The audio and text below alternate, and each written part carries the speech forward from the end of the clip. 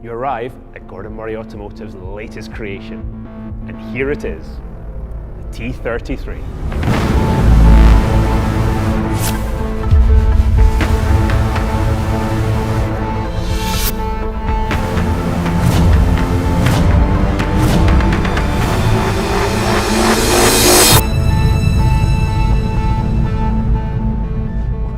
Wow, you've done it again.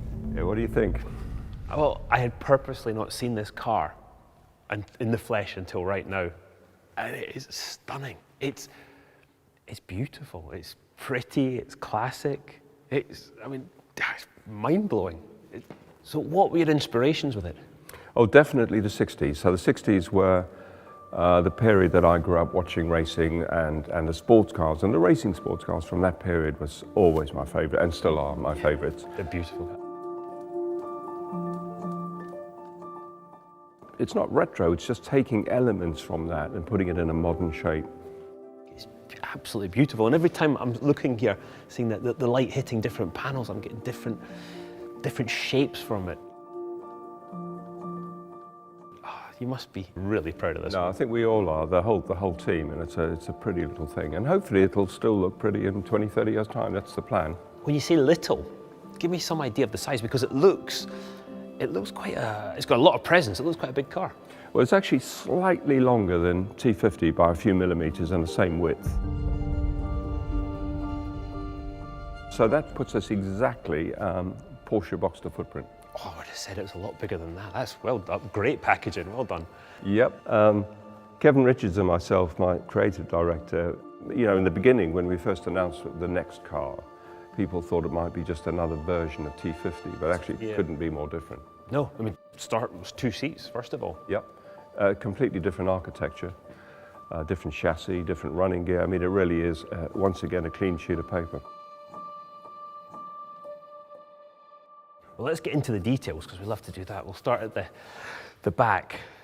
So X-Track gearbox? Yes, except this time we're offering it with a manual like 50, but we've also done a brand new gearbox with X-Track, which is paddle shift.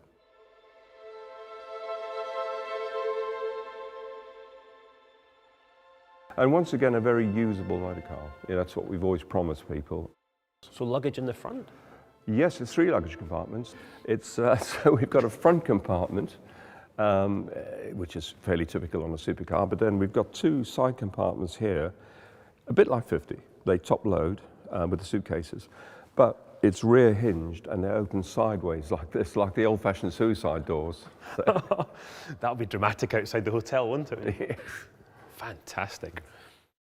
So moving forward, I mean, 2 seats, as you said, but driver-centric again.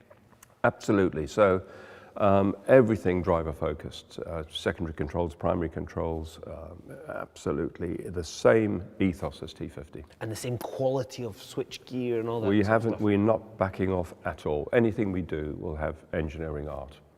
Which is one of the principles of Gordon Murray Automotive. Absolutely. Traditional mirrors this time. Yes, so the central driving position meant the mirrors would have had to be right in the middle of the front wing, which... Not a good look. No. Kevin and myself just didn't want that to happen. But once you go to a conventional right or left-hand drive, and we're offering it in both, you can actually go to conventional mirrors. So left and right-hand drive, so federalised as well? Fully federalised, yeah. Oof, must be a headache to get that. Yeah, and a lot of money.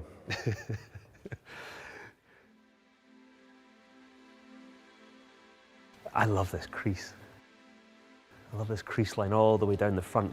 And to me, walking up here, the first thing I saw were these beautiful, long headlights. Yeah, that's a very 60s thing. If you look at all the pretty cars in the 60s, the headlamps weren't sideways, they were in car line, if you like, and narrow and slim. And it took quite a lot of ingenuity to get that to pass all the latest crash test regulations and get it to look like that. Well, glad you did it, because it's absolutely stunning. Yeah, I'm really pleased with those. I'm seeing the intake here. What's the story with that? Is it similar to the T50 design? Yeah, so like T50, it's ram induction again, which gives us quite a few extra horsepower at high speed. But unlike 50, where this inlet is actually part of the monocoque on T50. This is a separate item, and this is attached directly to the engine like a 1960s or 70s racing car. I'm thinking sort of the BT44, that big Yeah, tall it's very airbox. much like that. So the same Cosworth V12. Yep, another version of that lovely V12. It's a different configuration. It's still the same basic block and heads, but quite a few different details, and it's still revving to 11,000 instead of the 12. Spicy still. That's enough. Yeah. And around 600 horsepower. And the car weighing? Under 1,100.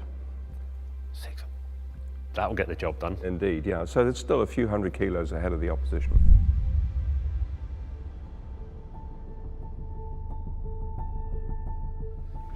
I think we know a lot more about this engine now than we did when we launched T50. Indeed, I mean, when we launched 50, we all hoped it was going to be the world's best ever road car engine. That's what we told people. Now, you've driven it, and I've driven it. We know it is. Oh, absolutely. So obviously, the basic configuration, the block and the heads are the same as T50, but actually, it's quite a different engine. It has a completely new induction system and a new exhaust system, completely different cams, mods to the cylinder head, different variable valve timing. But still 3.9, still 3.9 litres? Yeah, it's exactly the same capacity, same bore and stroke, but actually quite a different version of the engine. But the same family? Oh, absolutely, yeah. This is still, the throttle response on this compared, if throttle response is one thing, but if you couple that with a lightweight vehicle, you get instantaneous acceleration, and that throttle response, I don't think, will ever be bettered. No, I think this is definitely the high point of the internal combustion engine. Let's go have one last look at it before we go.